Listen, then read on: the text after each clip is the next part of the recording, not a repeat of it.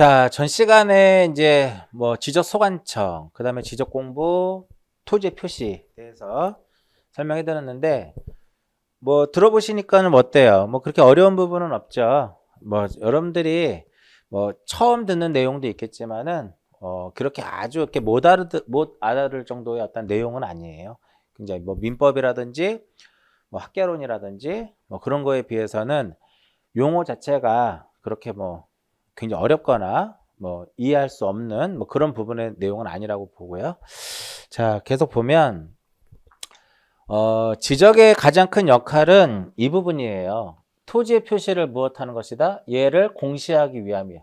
토지 표시를 공시하기 위해서 만들어진 것이 과거에 1950년도에 만들어진 지적법입니다. 지적법.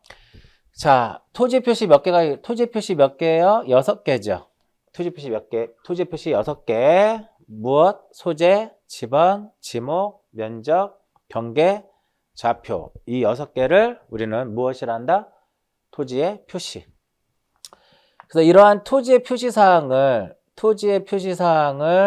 무엇하고 새로이 정하거나 토지의 표시사항을 새로이 정하거나 이것이 변경이 되고 이것이 말소가 되는 것. 토지의 표시사항을 새로이 정하거나 이것을 변경하고 말소하는 것. 이것을 무엇이라고 한다?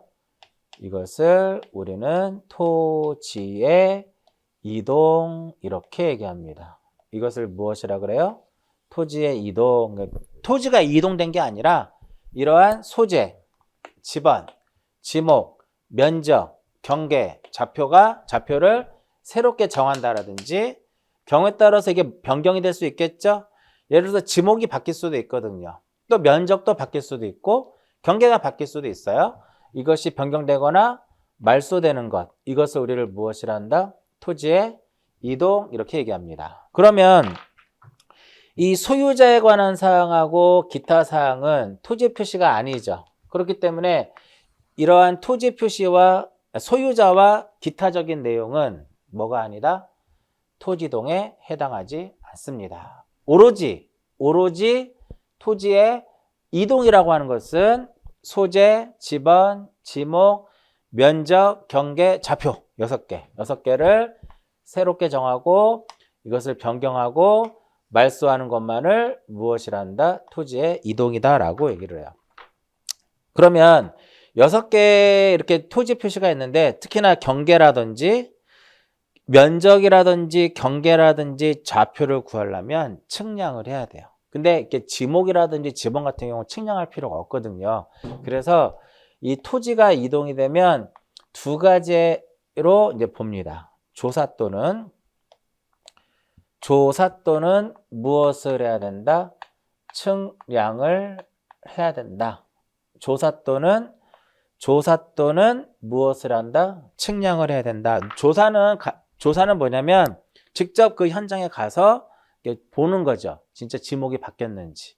이런 것들은 이제 조사의 개념이고, 측량이라고 하는 것은 경계와 좌표와 면적을 우리가 정해야 되기 때문에 별도로 측량을 해야 되는데, 보통 우리가 좌표를 구하기 위해서 X와 Y를 구하기 위해서는 각거리를 알아야 돼요. 각거리. 그래서 각을 측정을 하고 거리를 측정을 해야만 그것을 가지고 좌표가 나오고, 또 경계를 구하기 위해서도 역시 각거리를 재야 되는 거거든요. 그래서 측량한다고 하잖아요. 우리가 골프 칠 때 보면 골프 그 레이저 측정기 있잖아요. 그것도 측량하는 거잖아. 그래서 남은 거리가 몇 메다라고 레이저 측정기가 알려주죠. 그 레이저의 원리는 뭐냐면 골프 측정기를 예를 들어 보면 요즘에 이제 무타켓이잖아요. 그래서 레이저를 핀에다가 쏘게 되면 그 핀에 맞고 이렇게 돌아옵니다. 그러면서 얘가 거리를 측정을 합니다. 그 경사까지 보정을 해가지고 실제 수평거리를 우리가 띄워주는 거거든요. 그 측량하는 거예요. 또한 우리가 측량기기가 없다. 그러면 거리 어떻게 잴 것이냐?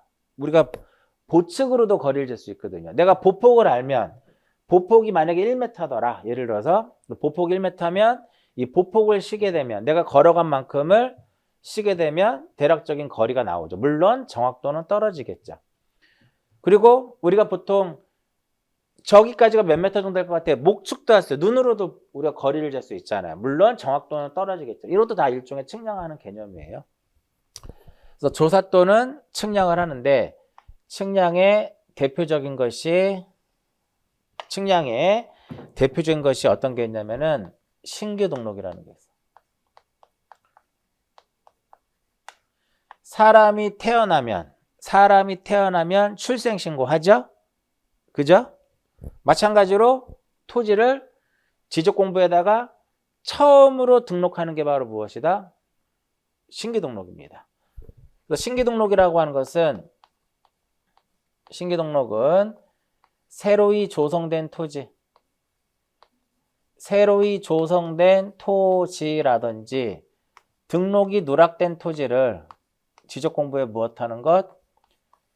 지적공부에 등록하는 것을 무엇이라 한다? 이것을 신규 등록이다라고 얘기를 해요. 그럼 여기서 볼게요. 새로이 조성된 토지라고 나오잖아. 그러면 여러분들이 생각하는 새로이 조성된 토지는 뭘까요? 공유수면 매립한 거. 공유수면을 매립을 했다라든지 아니면 어떤 거? 방조제를 건설했다라든지. 우리 저기 송도, 인천의 송도 가보셨어요? 우리나라 야경으로 굉장히 좋은 유명한 동네가 인천 송도 신도시예요. 송도 신도시에 저녁에 가보시면 굉장히 야경이 되게 좋습니다. LED로 해가지고 건물이 굉장히 조명이 화려하고 그 센트럴파크 주변이 특히나 굉장히 화려한 조명으로 되어 있죠. 그 송도가 바로 뭐예요?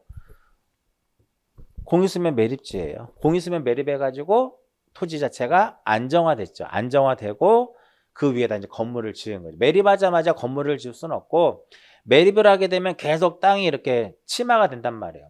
침하가 어느 정도 안정화가 되면 그때 이제 건물을 올리는 거예요. 바로 올려버리면 건물도 침하되니까.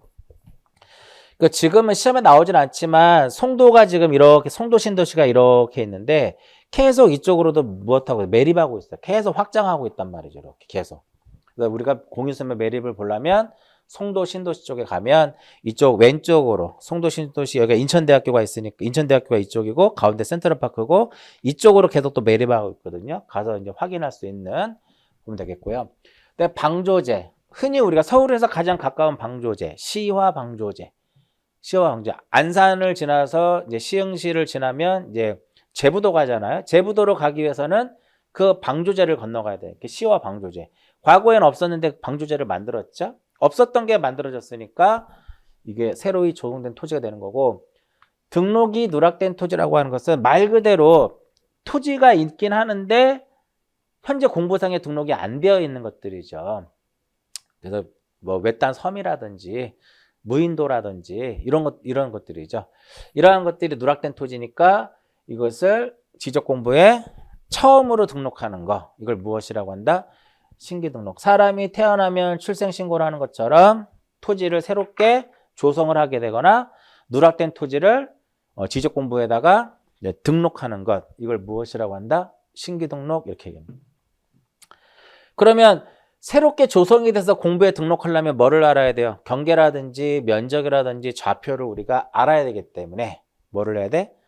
측량을 해야 되는 거예요. 측량하지 않고서는 우리가 땅의 넓이가 얼마인지를 알 수가 없잖아요. 그 다음에 등록전환. 등록전환은 얘는 출생했다고 생각하시면 되고요. 등록전환은 이쪽에서 살다가 이쪽으로 이사 가는 거예요. 반대쪽, 딴 데로. 전세 살다가 집을 사서 이사 간다든지.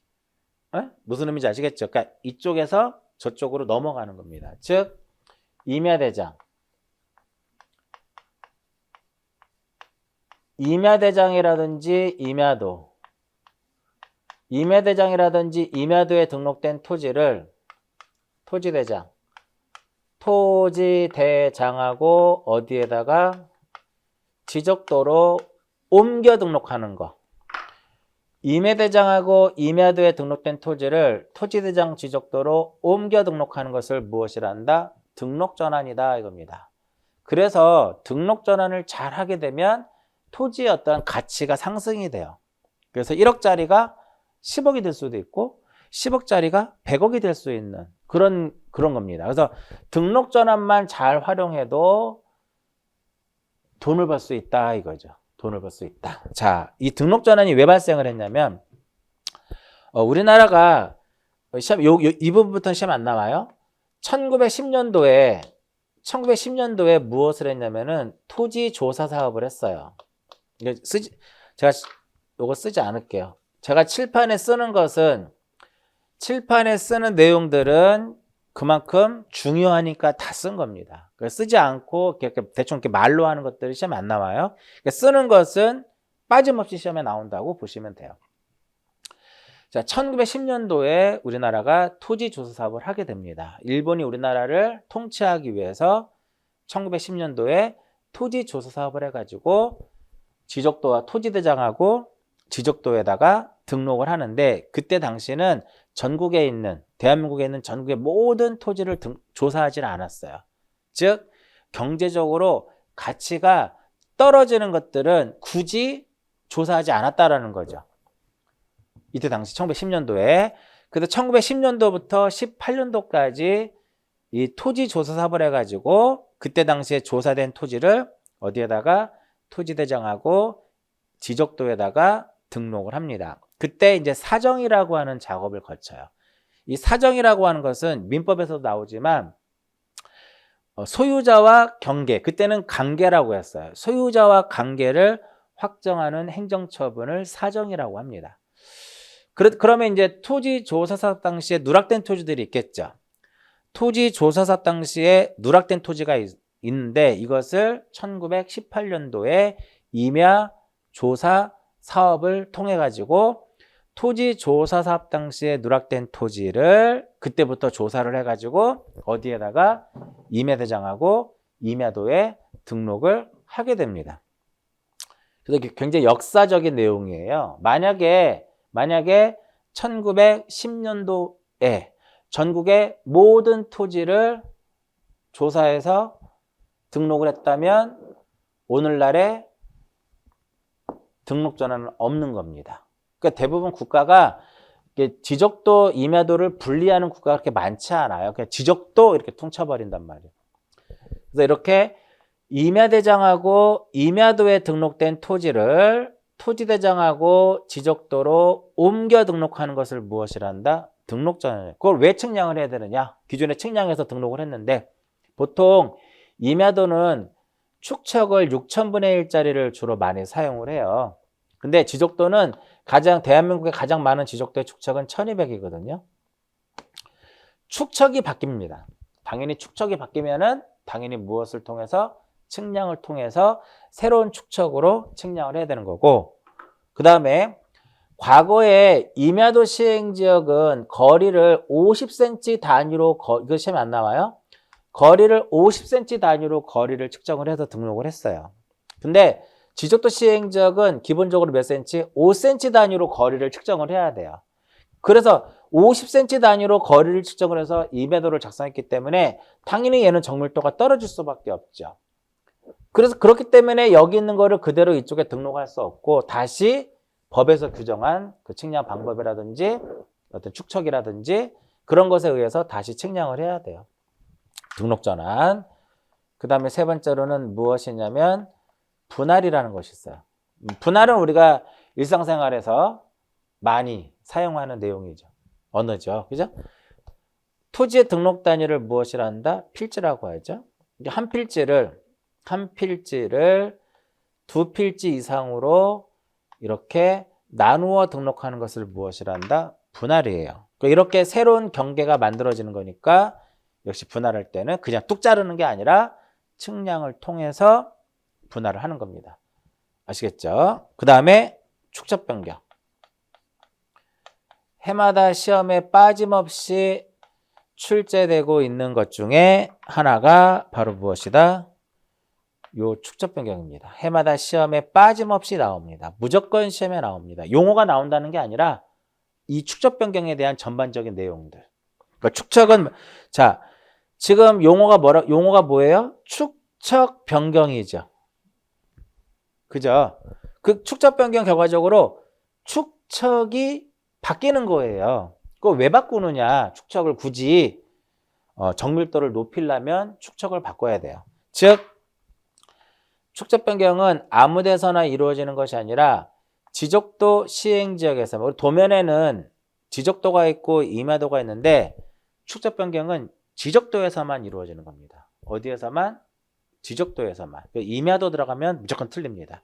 여기에 어떤 말이 들어가면 임야도라는 말이 등장을 하게 되면 무조건 틀립니다. 자, 지적도에 등록되어 있는 경계점의 정밀도를 높이려고, 정밀도를 높이는 거예요. 정밀도를 높이려면은 결과적으로 작은 축척에서, 이 작은 축척에서 무슨 축척으로? 작은 축척에서 큰 축척으로 바꿔야 되는 거죠. 작은 축척에서 큰 축척으로 바꾸어 등록하는 것을 무엇이라 한다? 축척 변경이다 라고 얘기를 해요. 작은 축척과 큰 축척의 개념은 분모가, 우리 축척은 지적에서는 축척은 분수로서 표시하거든요. 1200분의 1 이렇게 표시한단 말이에요. 요거보다 큰 축척은 600이거든요. 이렇게 가는 게 바로 무엇이다? 축척 변경이에요. 그 축척이 바뀌면 측량을 통해서 바꿔야 돼요. 그래서 축척 변경은 임야도 들어가면 안 됩니다. 근데 굉장히 임야도라는 말이 많이 들어와요. 지적도에 등록되어 있는 경계점의 정밀도를 높이기 위해서 작은 축척에서 큰 축척으로 바꾸어 등록하는 것을 무엇이라 그래요? 이것을 축척 변경이다 라고 얘기를 합니다. 이때 앞에서 배운 거 한번 복습. 축척 변경은 소관청이 하는데 별도의 무엇이 필요하다? 지적소관청이 축척을 변경하기 위해서는 별도의 승인을 거쳐야 돼요. 누구의 승인을 받아야 될까요? 누구? 시도지사. 아까 시도지사는 지적에서 어떠한 역할로서 등장을 할 것이다? 승인권자로서 등장을 할 것이다. 이렇게 말씀을 드렸었잖아요. 이렇게 기억하시고요. 그 다음에 조사. 이거 외에도 토지 이동 사유가 여러 개가 있어요. 근데 용어에서는 신규 등록, 등록 전환, 분할, 축척 변경 이렇게 측량 용어하는 거. 근데 조사의 대표적인 것이 무엇이냐면 합병이 있습니다. 조사의 대표적인 것이 무엇이 있다? 합병. 자, 합병은 분할의 반대가 되는 거죠. 합병은 두 필지 이상의 토지를 하나로 무엇하는 거? 이렇게 합치는 거를 무엇이라 한다? 이것을 합병이다 라고 얘기합니다. 두 개가 합쳐지면 합병으로 인해서 얘는 불필요한 경계가 되겠죠. 이러한 불필요한 경계를 말소하면 끝나는 거예요. 별도의 측량할 필요가 없다 이거예요. 그 다음에 토지동의 마지막 용어는 지목 변경이죠.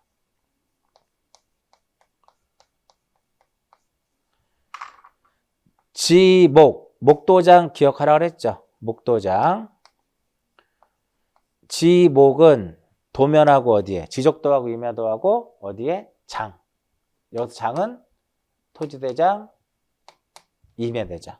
그러니까 지목병은 말 그대로 지적공부에 등록된 지목을 다른 지목으로 바꾸어 등록하는 거. 다른 지목으로 바꾸어 등록하는 걸 무엇이란다?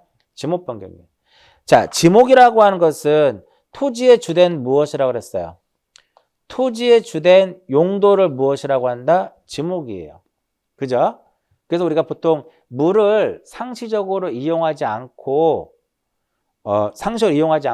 우리가 당나무라든지 뽕나무라든지 원예작물이라든지 죽순을 재배하는 토지 지목을 전이라고 하거든요. 그러한 전이라고 하는 토지 위에다가 여기다 만약에 사과를 재배하더라. 사과를 재배를 하게 되면 이 사과를 재배하니까 이 지목은 무엇이 되냐면 과수원이 된단 말이에요. 과수원. 그러면 지목이 전에서 뭐로 바뀌어야 돼? 과수원으로 바뀌어야 된다. 이러한 것을 일명 뭐라 그래요? 지목 변경이다. 이렇게 얘기를 하는 겁니다. 그래서 다시 이 토지의 이동이라 하면 무엇이다? 토지 표시 몇 개? 6개. 토지 표시 6개, 소재, 지번, 지목, 면적, 경계, 좌표 6개를 어떻게 하고 새로이 정하고 변경하고 말소하는 것을 무엇이란다? 토지의 이동이다 라고 얘기를 합니다. 이렇게 토지가 이동이 되면 측량도 해야 되고 조사도 해야 돼요. 그러니까 측량의 대표적인 거 신규 등록, 등록 전환, 분할, 축적 변경. 조사의 대표적인 것이 합병, 지목 변경. 이거 외에도 토지 이동 사유가 여러 개가 존재를 합니다. 용어에서는 이 정도만 기억하시면 되겠고요. 그러면 이제 토지 이동까지 설명을 쭉 해드렸고, 그 다음에 앞 페이지를 보시면 용어의 첫 번째 뭐가 나와요? 토지가 이동이 되면 이렇게 뭐를 한다 그랬어요? 조사 측량한다 그랬죠. 토지에 무엇이 있으면 이동이 있으면 조사 또는 무엇을 한다? 측량을 한다라고 말씀. 조사 또는 측량을 한다라고 했는데 조사에 이제 지목 변경이 있었고 합병이 있었고 측량이 여러 개가 있었죠. 여기서 측량에서는 여기서 측량 우리가 말하는 측량은 지적 측량이다. 지적 측량. 공간정보의 구축 및 관리 등에 관한 법률에서는 측량이 지적 측량이 있는 게 아니라 측량에는 뭐 일반 측량도 있고요. 근데 공공의 목적으로 하는 공공 측량이 있고 국가 기준점을 정하는 측지 측량이라는 것이 있고 또 별도의 무엇이 있다? 지적 측량이라는 것이 있어요. 뭐 측지 측량이라든지 공공 측량, 기본 측량이라는 것이 있고요. 국가 기준점을 정하는 기본 측량이 있고요. 공공의 목적을 위해서 하는 공공 측량이라는 것이 있고 또 지적 측량이 있고 뭐 기본 측량, 일반 측량, 지적 측량을 제외한 나머지 측량을 지적 측량, 기본 측량, 공공 측량을 제외한 나머지를 우리 일반 측량이다라고 얘기를 하는데 뭐 기본, 일반, 공공 여러분들 시험에 안 나와요. 자, 그런데 뭐는 기억하셔야 된다? 그러면 지적 측량이 무엇인지는 우리가 지적 측량이 무엇인지는 알고 있자 이거예요. 지적 측량이라고 하는 것은 토지를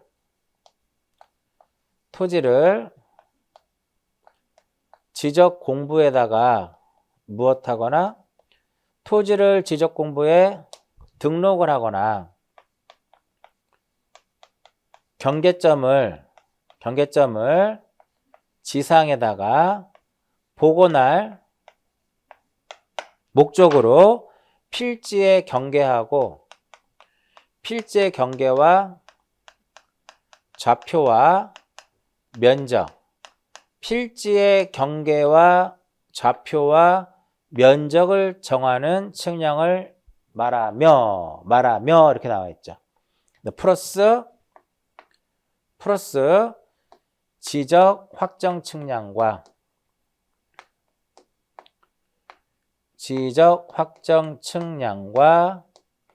지적 재조사 측량, 지적 재조사 측량을 무엇한다? 지적 재조사 측량을 포함하는 거. 이걸 무엇이라고 그래요? 지적 측량이다 라고 얘기를 해요. 현재 우리나라에서 가장 활발하게 진행되고 있는 게 바로 뭐냐면 지적에서 요 지적 재조사 사업이에요. 그러니까 지적 재조사 사업은 모든 경계를 새롭게 결정을 합니다. 세계 측직에 의해서 뭐 시험에 나오진 않지만 요 재조사 측량은 우리가 의뢰할 수가 없거든요. 토지 소유자가 우리 측량이 필요하면은 수행자라고 하는 데다가 지적 측량 의뢰를 하는데 재조사 측량은 국가가 하는 거기 때문에 토지 소유 국가 사업이고 국가가 직접 측량을 하는 거예요. 그렇기 때문에 이 재조사 측량은 토지 소유자가 수행자에게 의뢰할 수 없는 그런 측량이 되는 거죠. 이게 지적 측량의 정의예요. 자, 다시 지적 측량은 토지를 공부에 무엇하려면 등록하려면 얘를 알아야 되는 거잖아요. 그 측량해야 돼요. 그리고 경계점을 지상에다가 복원할 때 이게 우리가 일명 경계점을 지상에 복원하는 측량이 바로 무엇이다? 경계 복원 측량이거든요. 여러분들이 나중에 흔히 할 수 있는 측량 중에 하나입니다. 경계 복원 측량이에요. 땅을 사게 되면 경계가 눈에 안 보이죠. 우리가 그 필지의 경계가 어딘지 알 수 없잖아. 왜 물을까요? 경계는 도상 경계니까 도면에 있으니까. 그러니까 토지 소유자가 매수인이 궁금하지. 어디가 경계인지 확실히 모르니까 대표적인 우리가 한국 국토정보공사에게 경계보건 측량을 의뢰를 하게 되면 그들이 와서 그 경계점을 찾아줍니다. 측량을 통해 가지고 말뚝을 딱딱 이렇게 맨 땅일 경우는 비포장 같은 경우는 나무 말뚝을 딱 받고 가죠. 그러게 바로 무슨 측량이다?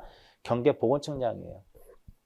그리고 지적 확정 측량은 대표적으로 도시개발 사업을 했다. 도시개발 사업을 하게 되면 토지 표시를 새로 확정하거든요. 그때 하는 게 확정 측량이에요.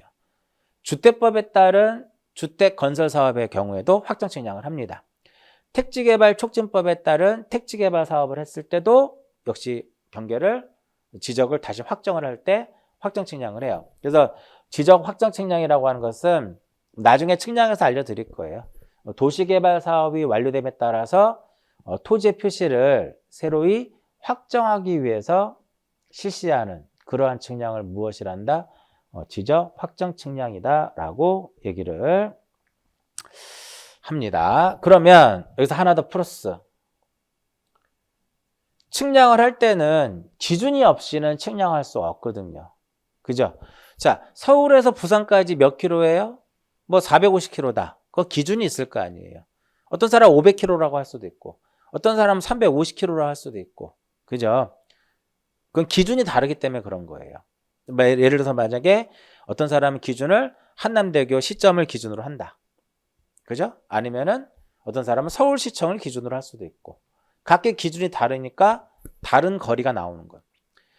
자, 여기에서 가장 가까운 산이 관악산이 이쪽에 있잖아요. 그죠? 봉천동에 관악산, 서울대 입구 쪽에 이제 관악산이 있는데, 관악산의 높이가 몇 메타일까요? 기준이 없으면 각기 부르는 게 높이가 되겠죠. 그러면 어떤 혼란이 발생하니까 항상 우리는 측량을 할 때 기본적으로 뭐가 필요해요? 기준점이라는 게 필요합니다. 기준점. 뭐 시험에 나오진 않지만 우리나라 높이 측정의 기준은 어디인 줄 아세요, 여러분들? 뭐 상식이 좀 많으신 분들은 알 수 있고요.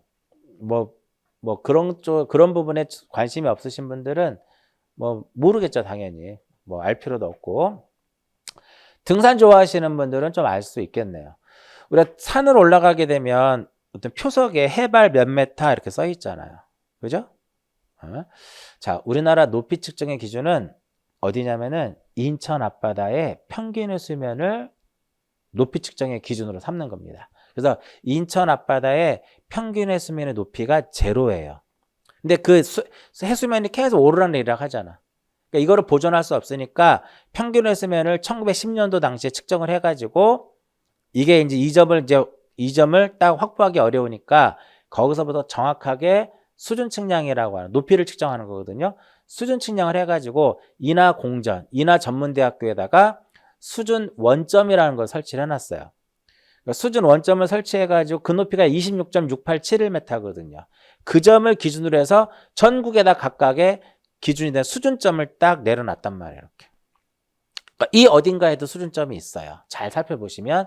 근데 거의 찾지 못할 겁니다, 여러분들이. 그래서 관악산의 높이가 만약에 450m다. 그 무슨 의미? 인천 앞바다로부터 연직거리가 450m라는 겁니다. 보통 우리가 대관령에서는 800고지라고 하잖아요. 그 인천 앞바다로부터 800m라는 거예요. 인천 이렇게 있으면은 이렇게 우리가 이렇게 돼 있잖아. 이렇게 돼 있잖아. 여기가 대관령이란 말이에요. 여기가 강릉이고. 이렇게 서쪽이 낮고 동쪽 이렇게 높아지면서 다시 뚝 떨어지는데 요 높이가 만약에 800m다. 그럼 얘는 무엇이다? 인천 앞바다로부터 연직거리가 800m다 이겁니다. 한강 주변은 대부분 10m에서 왔다 갔다 해요. 왜? 인천 앞바다의 그 해수면이 만조가 되면 그 물이 어디까지 올라와요? 마포대교까지 올라오잖아요. 마포대교까지. 뭐 참고적으로만 알아두시고. 그러면 왜 이거를 설명을 해드렸냐면 측량을 하는 데는 어떠한 기준점이 있어야 된다 이겁니다. 그 마찬가지로 지적 측량을 하기 위해서는 별도의 무엇이 기준점이 필요해요. 그게 바로 무슨 기준점이다? 그게 지적 기준점 이렇게 얘기합니다. 지적 기준점. 그래서 우리는 지적 기준점을 크게 몇 개가 있냐면 지적 기준점 크게 3개가 있습니다. 첫 번째 무엇? 지적 삼각점. 지적 삼각점이라는 것이 있고, 두 번째로는 지적 삼각 보조점. 지적 삼각 보조점이 있고, 세 번째로는 무엇이 있다? 지적 도근점 이렇게 있습니다. 이 세 개를 우리는 무엇이라 한다? 지적 기준점이다. 가장 흔히 볼 수 있는 게 바로 뭐예요? 가장 흔하게 볼 수 있는 것이 땅바닥에 널려 있습니다. 지적 도근점이에요. 법규상에서는 이 도근점을 500m에서 50m에서 300m 거리 안에 두도록 되어 있거든요. 그래서 여러분들이 수업을 마치고 집에 가시다가 땅을 쳐다보면 수도 없이 볼 수 있는 게 지적 도근점입니다. 근데 관심이 없으니까 그게 도근점인지 아닌지 모르는 것 뿐이에요. 그리고 남산 가보셨죠? 요즘에 이제 단풍철이고 하니까 남산을 많이 가는데, 남산에 예전에는 우리가 남산을 남산타워라고 했잖아요. 지금 N타워라고 하는데, 그 남산타워 옆에 보시면 팔각정이 있어. 팔각정.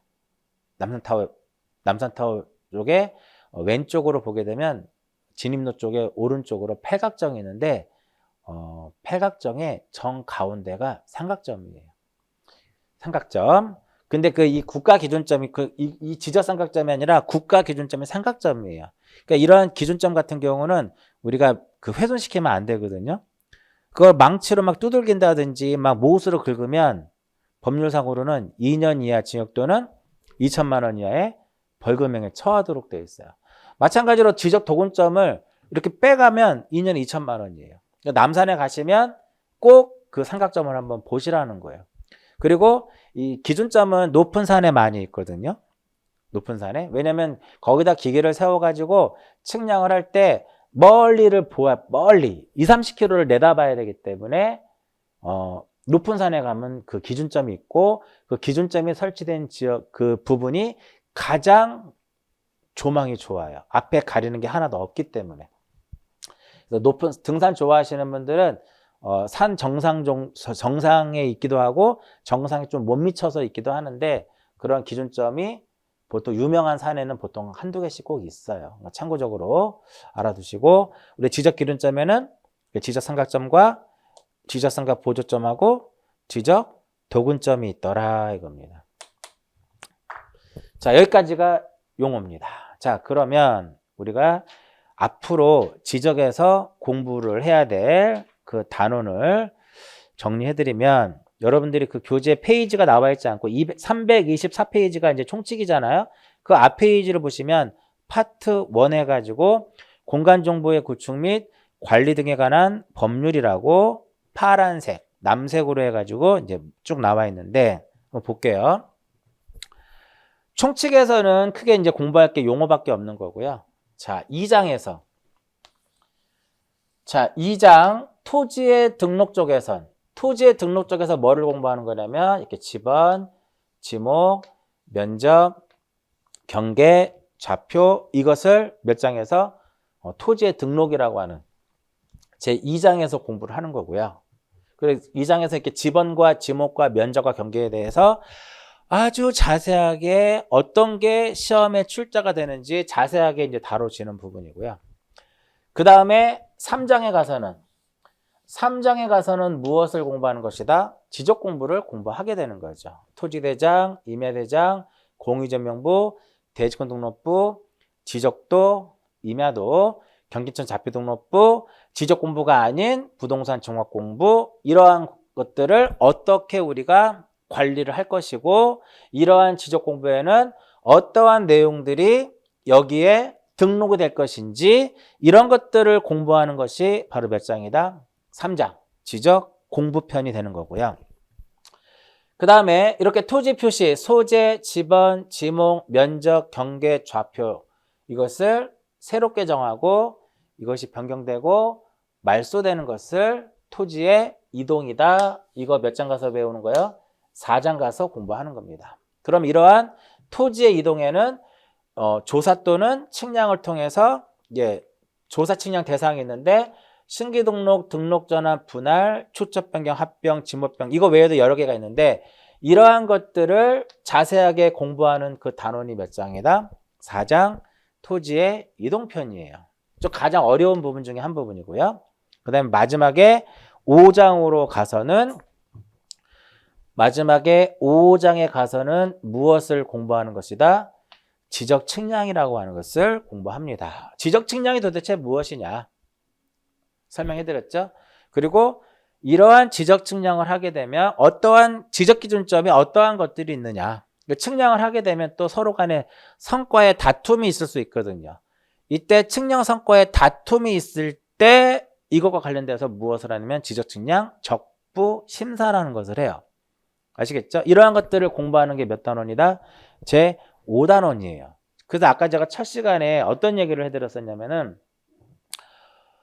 첫 시간에 제가 말씀드린 내용은 용어를 설명을 하면, 용어를 듣게 되면 여러분들이 앞으로 공간정보의 구축 및 관리 등에 관한 법률에서 어떠한 것을 공부를 해야 될 것이 명확하게 나옵니다.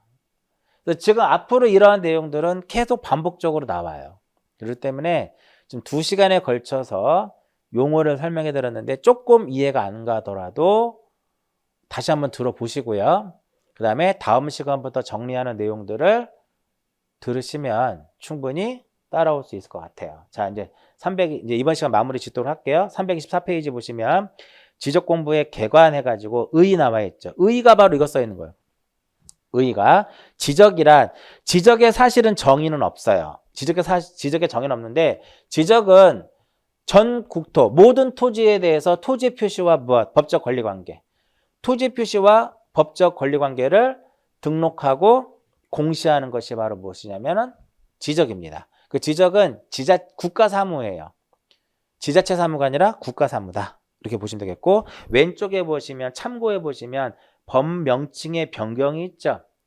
자, 지적법이라는 게 있었어요. 그러다가 측량하고 수로하고 지적이 합치면서 측량 수로조사 및 지적에 관한 법률로 바뀌었다가 다시 뭐로 바뀌었다? 2010 몇 년도에 공간정보의 구축 및 관리 등에 관한 법률로 바뀌었습니다. 시험에 안 나와요. 여러분들 시험에서는 3요소 역시 시험에 안 나옵니다. 3요소가 이게 3요소예요. 이제 지금부터 설명하는 것들은 그냥 책에 있으니까 한번 설명해 드리는 거예요. 토지, 공부, 등록 이 세 개를 무엇이라 한다? 지적의 3요소다라고 얘기해요. 토지, 등록, 공부를 지적의 3요소다라고 얘기를 하는데 그래서 우리가 이 토지를 등록에 무엇이라 그래요? 토지를 등록의 객체라고 하는 거고, 그 다음에 지적 공부는 등록 공부가 되는 거, 등록 공부가 되는 거고, 그 다음에 여기서 등록은 무엇이다? 등록 사항이 되는 거예요. 등록 사항. 그 다음에 등록의 주체는 이제 그 지적소관청, 원래는 이제 국장으로 봐야 되는 거고요. 안 보셔도 되고요. 근데 오른쪽에 보시면 법률에 써 있어요. 공간정보의 구축 및 관리 등에 관한 법률 제64조 이거 써 있죠. 국토교통부 장관은 모든 토지를 조사 또는 측량을 해서 지적 공부에 무엇을 해라? 등록을 해라. 그 모든 토지에 대해서 소재, 지번, 지목, 면적, 경계, 좌표를 조사 또는 무엇을 해서 측량을 해서 지적 공부에 등록해라 이렇게 나옵니다. 나중에 다시 나올 거예요. 그 다음에 입법 목적 앞전에 설명해드렸고, 지적의 분류는 시험에 안 나오니까 보지 마시고요.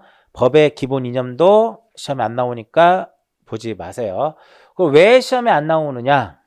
왜 시험에 안 나오냐면은 공간정보의 구축 및 관리 등에 관한 법률 이쪽에서 지적 파트 12문제가 나온다고 말씀을 드렸죠. 12문제 모두 법조문에 있는 것만 시험에 나옵니다. 법조문에 있는 것만 시험에 나와. 그러니까 여러분들이 32의 기출문제를 딱 보시고 공간정보의 구축 및 관리 등에 관한 법률에서 지적 쪽만 딱 펼쳐가지고 찾아보시면 12문제 모두 조문상에 있는 게 그대로 나옵니다. 결국은 조문에 있는 거 복사해서 붙인 거예요. 그게 12문제가 나옵니다. 그래서 지적은 절대 배신하지 않습니다. 유일하게 32년 동안 배신하지 않은 과목이 지적이에요. 등기는 간혹가다 배신을 합니다. 왜? 생각지도 않게 어렵게 내는 문제가 있기 때문에.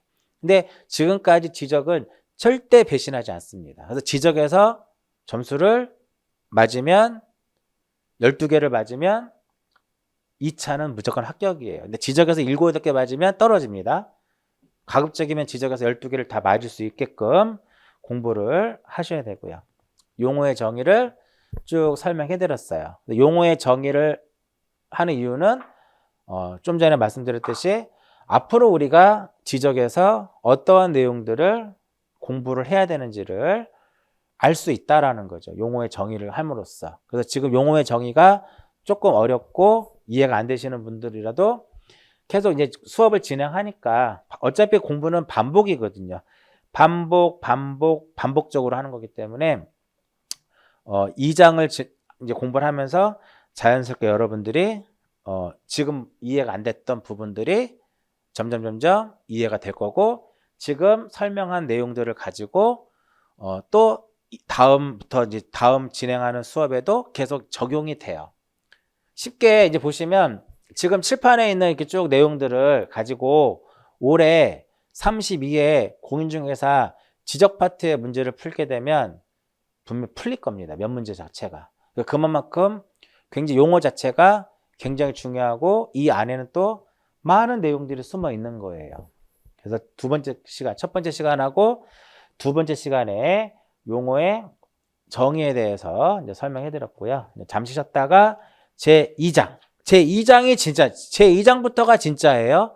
토지 등록이. 잠시 쉬었다가 토지의 등록 부분을 정리를 하도록 할게요. 잠시 쉬었다 합니다.